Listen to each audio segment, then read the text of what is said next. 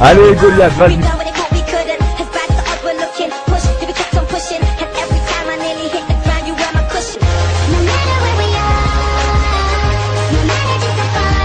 Ce défi est le suivant, donc réaliser une double map seule, donc sans l'aide de ma team.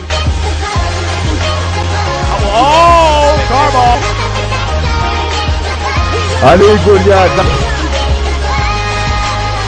Eh lui c'est la tapette je vous dis. Yo, salut les gens, c'est Goliath, on se retrouve aujourd'hui pour ma deuxième vidéo de ce nouveau jeu Far Cry 4, un nouveau jeu sur lequel je me plais énormément, je prends énormément de plaisir à jouer à ce jeu. Regardez un peu plus loin à gauche, vous avez une cascade, ici vous avez une rivière avec des poissons, un peu plus loin vous avez un lac.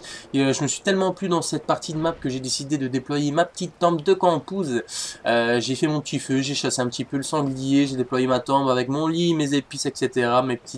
Mes petites bassines pour me laver, enfin bref, trêve de plaisanterie, on entre directement dans le vif du sujet. Ma deuxième vidéo astuce de ce jeu Far Cry 4, c'est tout simplement, je vais vous montrer tout simplement comment tuer un animal pour obtenir un plus grand nombre de peaux, parce que c'est clair et net que peut-être que la plupart d'entre vous ne le savez pas, mais à partir du moment que vous tuez un animal, quel que soit le genre d'animal, éléphant, sanglier, cochon, avec un arc à flèche, c'est considéré comme une mort beaucoup plus belle. Donc du coup, le jeu vous octroie directement 2 peaux de cet animal au lieu d'une, parce que si vous utilisez une arme qu'il y a des balles, que vous tuez cet animal avec des balles, donc cette mort n'est pas considérée, pardon, comme une mort belle. Donc du coup, le jeu vous octroie directement qu'une seule peau de cet animal. Donc du coup, vous êtes toujours obligé de chercher un animal à gauche à droite, et pour pouvoir tout simplement engranger le nombre nécessaire de peaux et pouvoir développer